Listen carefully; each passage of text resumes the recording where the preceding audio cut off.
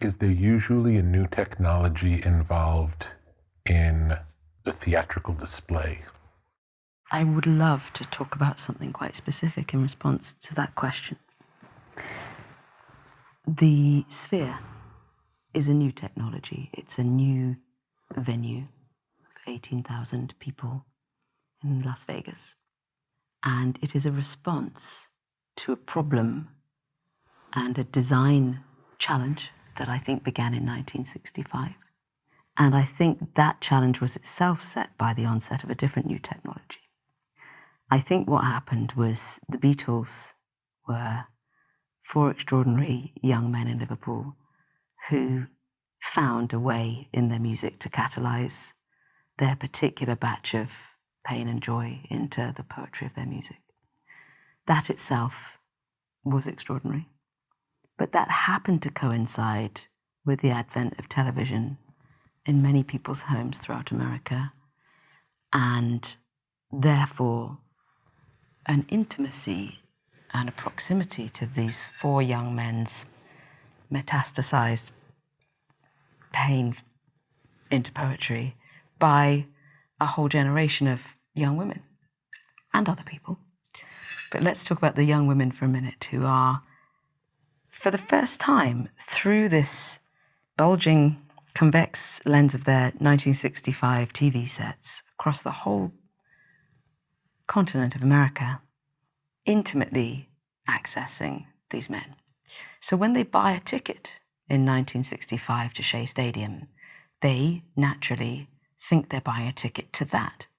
They think that because they've accessed it through this TV, they are buying a ticket to go and be even closer than they were through that glass piece. And of course, when they turn up at Shea Stadium, the art form hasn't been invented yet, because this is the first time it's been required. There has never been a requirement. We only needed the stadium because there were the TVs. And of course, it's a disaster. Nobody can see the Beatles. Nobody can hear the Beatles. The Beatles are not even really safe. The evidence aren't really safe. The things are right. The things are a mess. And that was the advent of the art form of large-scale stadium performance. The stadiums themselves were conceived for combat, for gladiatorial competition, not for congregation. So with each progression of that art form, the set of circumstances have largely remained that one is countering not only the gladiatorial competitive format of the architecture, but the brutality of the logistics of the economics of touring music means that if you really pay attention, the communication you're really receiving when you walk into a stadium is the smell and the atmosphere and the energy of 300 men having just got down from ladders, having just rigged the speakers, the truss, the screens, the medicine to that bad day in 1965 that the Beatles had, right? And that's what it's been. Slightly better formulations of medicine for that moment. And the Sphere is the first environment that's been purpose-built for what is now a synesthetic communication of visual and music at once. And that is what, in my experience, people are making. Recording artists are making visual expressions as much as they're making music. They are thinking in a synesthetic fashion, which, by the way, we've always been synesthetic creatures. Back in the day, we would have gone into the church or the temple or wherever it was that we were gathering for ritual, whichever culture it was. And there would have been the synthesis of the stained glass window, to speaking from the Western tradition, the music, the incense, the architecture, the text.